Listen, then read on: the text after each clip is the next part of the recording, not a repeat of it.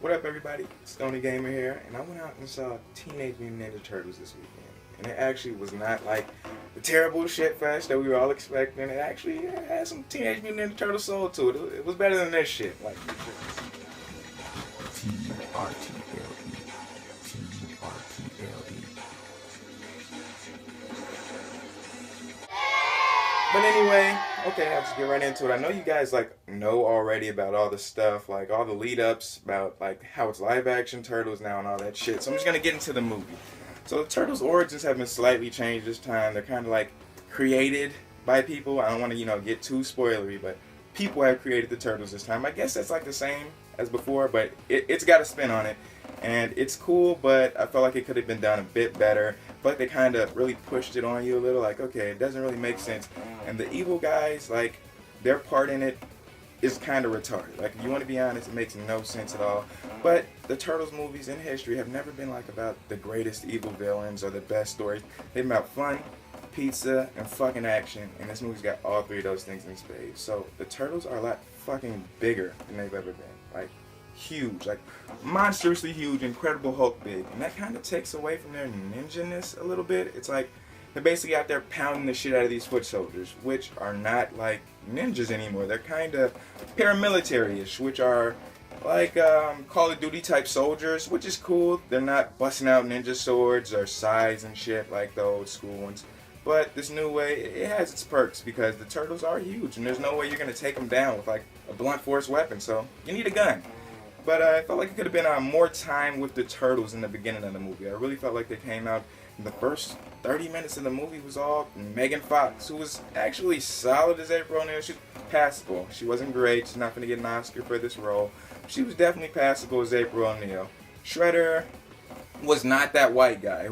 Everybody went nuts and thought it was going to be William Fichtner. He's not Shredder. He plays a totally different character named Eric Size, who is not even in the. I have no idea why that dude is in this movie. Like, he's a bad guy. He's a stereotypical bad guy, and he plays a good job. But his character has like no point. Like he serves the Shredder for some reason that they kind of never really explain, but he does. But anyway, back to Shredder.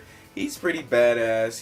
The fight scenes with him were all very cool and fluid. And the suit, everybody thought it was going to be like a robotic Shredder. It's not. It ties into the story well, and it makes sense. Because even the Shredder, as badass as he is, if he was just a normal dude out there fighting these fucking 7-foot turtles, he'd be getting his ass kicked. So the Shredder was cool. A couple of his lines fell flat, and he only had a few lines. So when a couple of his lines are falling flat, like classic lines, I don't want to spoil any of them, but they just didn't work. They didn't work. The sound of his voice wasn't there.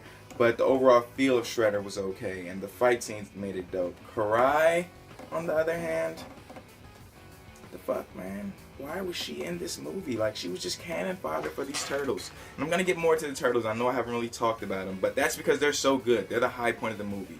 Like, Mikey and Raphael were awesome. Leonardo, he does the Boy Scout thing he always does. He's likable, but he's not like the favorite. And Donnie was cool too. They really made him extra geeky with the glasses and everything. Fuck me. But other than that, it was very cool. It was cool. And when the turtles are on screen, the chemistry is there. But like I said, Karai, she was just a punching bag. And if you know the characters and you know the comic book or even the TV show, Karai is a very focal character. So for her to just get her ass handed to her the whole time, it was kind of a bit bullshit.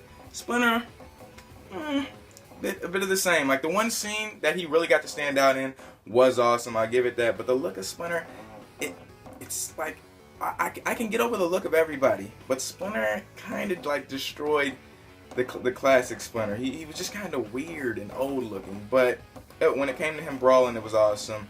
The scenes that he was in, they worked. And he definitely felt like their father. So it was a good movie. Overall, it was lots of fan service for the Turtles. It was badass. Like I said, why is William Fichtner in the movie? I don't know. Eric Size is kind of just a throwaway character.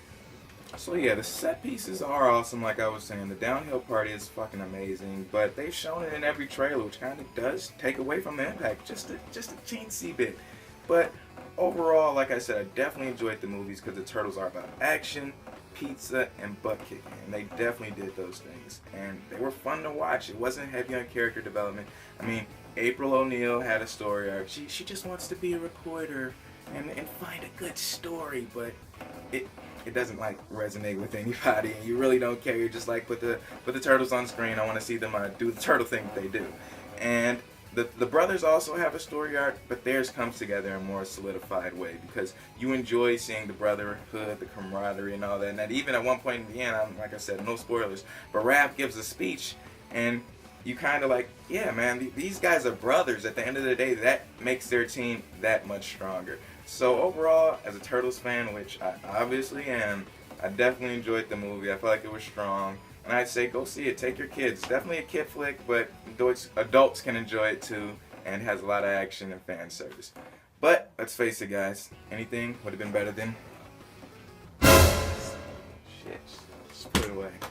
So until the next episode, guys. Stay Stoney. Peace.